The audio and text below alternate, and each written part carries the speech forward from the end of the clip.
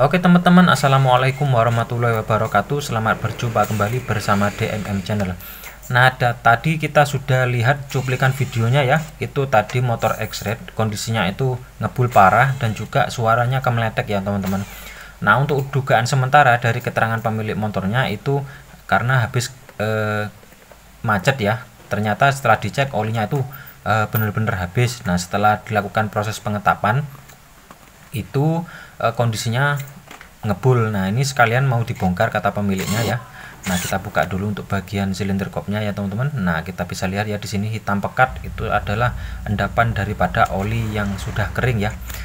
Terus berikutnya kita bongkar dulu untuk bagian gigi timingnya ya. Gigi timingnya seperti ini, kita buka secara hati-hati ya teman-teman, nggak perlu keburu-buru, cuman ini videonya saja yang dipercepat supaya kita penyampaiannya itu lebih mudah ya teman-teman. Setelah kita buka untuk gigi timingnya, kemudian kita buka untuk baut dekselnya ya. Ini jumlahnya 4. Kalau untuk proses pembukaannya nggak perlu menyilang ya, nggak apa-apa, yang penting kita buka saja secara perlahan, jangan sampai dol ya. Intinya kita harus gunakan kunci sok ya teman-teman. Nah, seperti ini ya.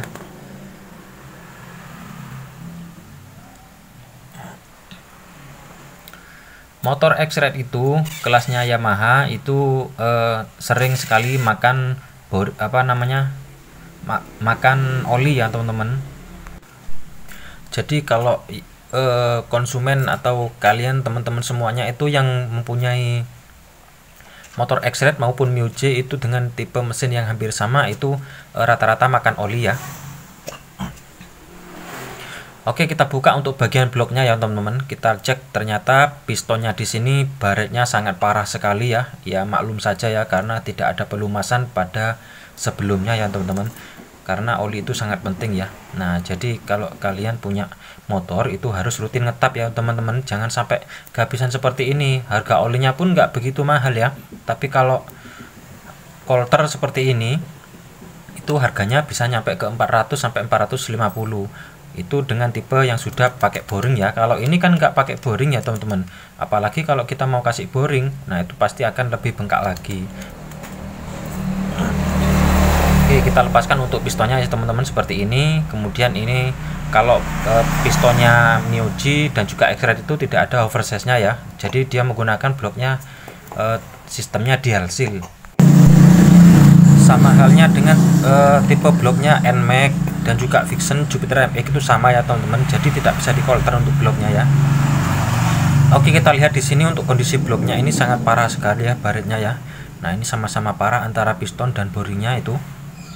Padahal yang katanya dual seal itu menggunakan sistem lebih kuat lagi ya daripada sistem baja. Katanya sih gitu, namun untuk kelemahannya dia tidak bisa dikolter. Nah, ini faktanya kalau kehabisan oli ya namanya bergesekan terus nggak ada pelumasan ya pastinya baret semua ya. Nah, ini kita lakukan pengecekan untuk bagian stangnya, ternyata bagus ya teman-teman, untung saja bagus ya. Nah, untuk berikutnya ini adalah proses pemasangan ring pistonnya ya teman-teman. Nah, saya rasa untuk mekanik-mekanik semuanya baik pemula maupun suhu itu pasti banyak versi ya untuk cara masang ringnya. Silahkan kalian pakai versinya sendiri ya menurut sumber keyakinan masing-masing. Kalau di sini saya menggunakan di kisaran 120 derajat antara ring kompresi 1 dan ring kompresi 2 sampai ketemu ring kompresi ring olinya itu kita bagi 120 derajat ya. Nah, jadi seperti ini. Untuk pistonnya sendiri kita itu pakai merek KVB ya teman-teman, karena ini untuk bloknya itu kita sudah pasang boring ya, kita sudah tanam boring, dan di sini harganya kalau tanam boring itu di kisaran 300 ya teman-teman. Itu sudah plus kolternya, kita tinggal tinggal bawa pistonnya saja ya teman-teman. Kalau pemasangan ringnya ini sudah selesai ya teman-teman, nanti kita akan ditata saja di kondisi di atas ya teman-teman. Tapi sebelumnya jangan lupa untuk kancingannya di sini ini kita harus pasang ya teman-teman, jangan sampai terlupa. Nanti kalau terlupa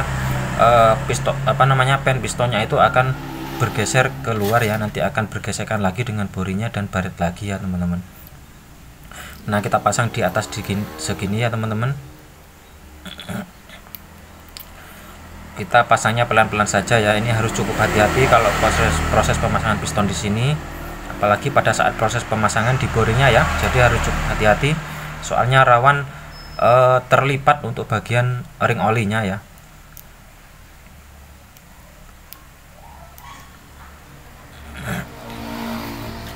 Oke, untuk pengujinya kita sudah yakin pas ya pada gapnya itu. Terus kemudian kita tata untuk bagian ringnya.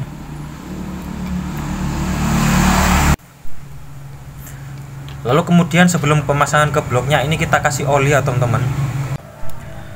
Pelan-pelan saja ya teman-teman. Kalau kita pasang piston dan juga bloknya ini ya, kita harus hati-hati jangan sampai terlipat. Nanti kalau terlipat itu kita bisa beli ring lagi ya teman-teman. Oh ya teman-teman, jangan lupa untuk bagian bos blok dan juga bos kopnya itu harus ada ya, jangan sampai tertinggal, karena itu termasuk bagian center antara crankcase dan silinder blok sampai ke silinder kop ya teman-teman. Nanti kalau bos bloknya itu nggak terpasang, itu akan menyebabkan piston nggak lama umurnya ya, jadi bisa dikatakan miring lah ya. Lalu berikutnya kita pasang untuk kopnya ya, kita kunci menggunakan kunci shock 12, kita kencangkan menggunakan feeling good ya, karena di sini kita masih belum punya kunci momen ya. Jadi sabar dulu ya, kita masih nabung untuk beli kunci momen sehingga kerjaan kita itu sesuai SOP ya teman-teman. Nah, jadi seperti ini kita kencangkan dulu.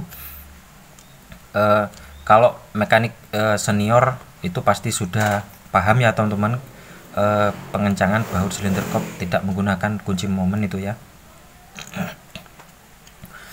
Untuk pemasangan gigi kampret di sini, ini kita harus kendorkan di bagian stud tensionernya bagian atas ya, supaya pemasangan gigi timing ke nokenya itu lebih mudah. Nah, seperti ini. Kalau kita mau geser top, kalau tidak pas itu kita lebih mudah ya. Kemudian kita kencangkan lagi, lalu kemudian kita kencangkan untuk bagian bautnya di sini. Nah, untuk bautnya di sini kita kencangkan pakai impact boleh, tapi hati-hati dol ya teman-teman, nanti menambah masalah ya akhirnya ya. Sebelum pemasangan sebelum pemasangan karet head atau penutup kopnya, kita pastikan dulu oli itu naik apa tidak ya teman-teman. Jadi kita pakai cara manual begini, pakai bor juga boleh, kita pancal atau kita kickstarter seperti ini ya. Itu coba perhatikan di bagian lubang samping rocker arm bagian ini tuh ya. Nah, itu sudah keluar untuk bagian olinya, berarti menandakan oli itu naik sempurna ya. Nah, jadi di sini kita kasih pelumasan dulu. Nanti setelah kita start awal itu oli sudah siap naik ya teman-teman. Jangan lupa untuk baut L-nya yang di bagian gigi timing ini itu harus ada ya. Nanti kalau nggak ada bisa rembes nanti di backing bloknya ya.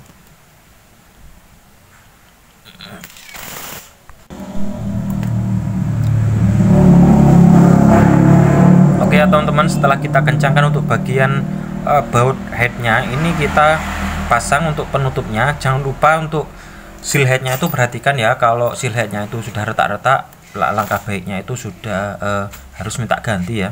Kalau nggak diganti nanti rembes ya di bagian olinya itu, nanti kita akan bongkar lagi nantinya ya.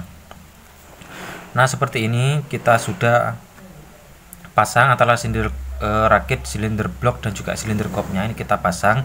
Lalu kemudian kita pasang untuk di bagian covernya ya. Nah, jadi penting sekali ya covernya di sini. Itu covernya itu sebagai pengarah kipas atau angin yang dihasilkan oleh putaran kipas itu menuju ke depan ya teman-teman. Jadi kalau nggak ada covernya di sini, pendingin di bagian blok itu nggak bisa sempurna ya, nggak bisa maksimal. Kita kencangkan untuk bagian mur skrupnya dan juga mur covernya ya teman-teman.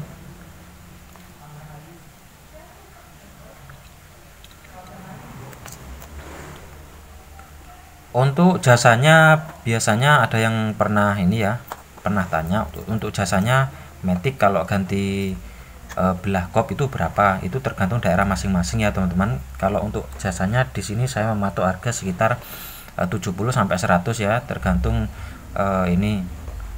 tergantung daerah dan juga jenis motornya ya. Oke, kita langsung tancapkan saja ke mesinnya seperti ini karena teman kita ini lagi sakit ya. Jadi kita kerja sendirian begini ya, nggak apa-apa, pelan-pelan. Yang penting bisa masuk ya. Supaya hasilnya maksimal kita harus kerja, nggak boleh keburu-buru ya teman-teman.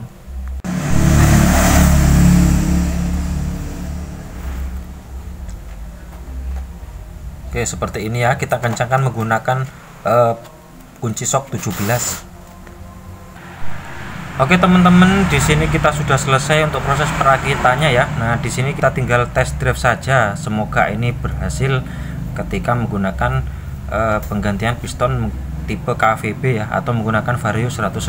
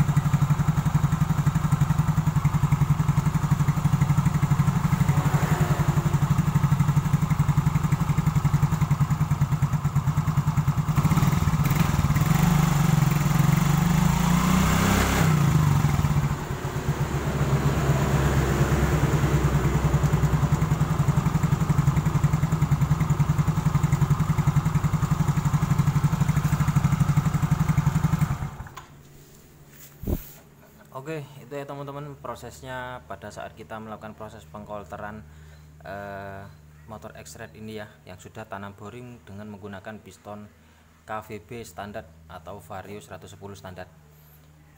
Oke, mungkin itu saja yang bisa saya sampaikan untuk tutorial kali ini. Jangan lupa like dan subscribe-nya.